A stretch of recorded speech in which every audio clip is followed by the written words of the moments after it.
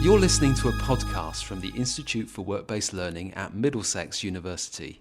Chris Jameson talks to members of the Institute team, Dr. Barbara Workman, David Williams, Dr. Peter Critton and Alex Mortimer. In this podcast, we're going to ask a simple question. Is work-based learning for everyone? Before I go around the table and get your answers, Dr. Barbara Workman, first of all, what is work-based learning?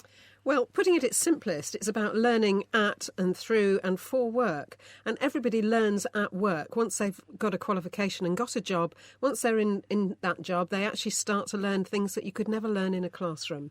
The work-based learning that we do is about recognising and acknowledging that those knowledge and skills that people learn in the day job.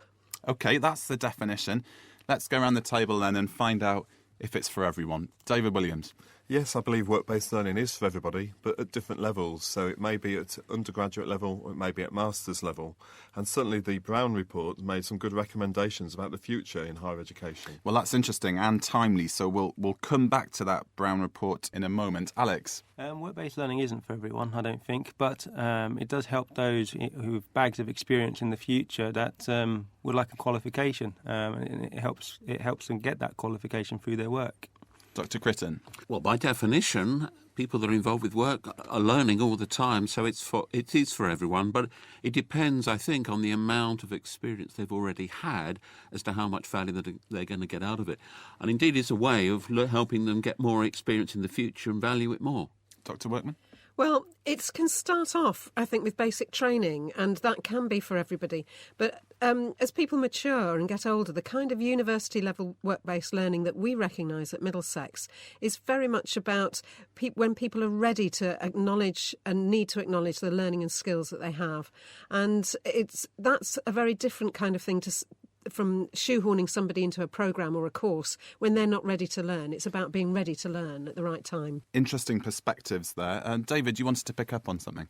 I think the interesting part on building on all that is also the impact that this learning has on the organisation. So we can link strategically with the company's objectives and help them really bring out this learning in the workplace for the benefit of the whole organisation or particular department and add value to that work performance. Let's really put some flesh on the bones of that theory then. Who's got some examples, case studies of times when it has really helped an organisation? Well, I'm working with Rank at the moment, and a key part of their role in working with bingo casinos, halls, is about risk management, compliance, and for them, working with a group of senior directors, each of whom is going for a master's, they've learnt about how much from each other that they've got to offer. And for the first time, they're seeing ways of operating with consensus across the organisation. At the other end of the scale, there's a lot of interest at the moment about higher apprenticeships. And that's something that we're really moving into, is recognising the learning and skills that people need. We've got a whole generation of people who haven't got apprenticeships, who need to get out of worklessness into work. And this is a really good opportunity for people to learn at work and for it to be a recognised university qualification. We're also working with Santander to accredit some of their in-house training programmes, looking at their branch and regional managers, so maybe 600 people over the country. And the beauty of this Santander programme is that we're embracing the training that's already taking place in the workplace, and already they've been seeing a major impact on their organisation. What they tell us is that their retention of their staff and their talent management has increased dramatically over the time that this has taken place. So from being behind national average, they're now above national average in that retention and progressing people now onto the university level learning. David, you talked about Santander there. Peter, you talked earlier about Rank. They're big organisations, aren't they? Alex, can you be too small for work-based learning? No, you can't. I was asked that very question last week when a company director turned around and said, well, actually, that's great talking about bigger organisations, but I've only got 40 staff. How can work-based learning support and help me? Basically, in the same way that we're working with these bigger organisations, we can support their staff through the projects that they're doing at the moment, where we can actually recognise the knowledge that's being shared and how that knowledge can actually impact their organisational objectives. And that supports their own talent management and helping them think about strategically where they want to be in the future. So very much it supports them in what they're trying to achieve. I would also add to what Alex has said that organisations are really sets of relationships, and that could be huge, numbers of people, or very small. And it's about creating opportunities for groups of people to learn from each other. So even in a large company, we're still talking with small groups, but it's how those groups impact on other groups. David, earlier you talked about the Brown Review. Hugely significant, timely, relevant. What are the implications for work-based learning in particular? Yeah, we very much welcome the Brown Report and the recommendations on the future of higher education. If we think about our part-time students, these are people that are under a lot of pressure. They're balancing their work, their family and their lives. And one of the barriers that often comes up is about the financial side of how do they afford, with all these commitments, to actually do work-based learning at university level. And the Brown Report states that they would like to see the opening up of the loan system to these students as well. So for the first time, really, undergraduate and postgraduate students will have the opportunity to get into higher education, perhaps whilst they're working. And that's an alternative that youngsters have in particular for avoiding the huge amount of debt from studying full-time.